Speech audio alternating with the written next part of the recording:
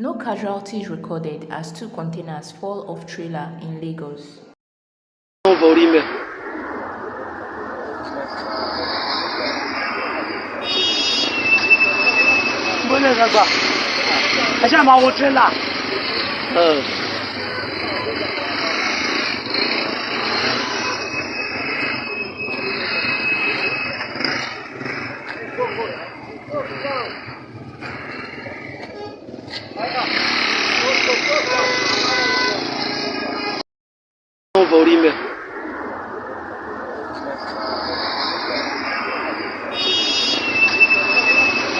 kagak?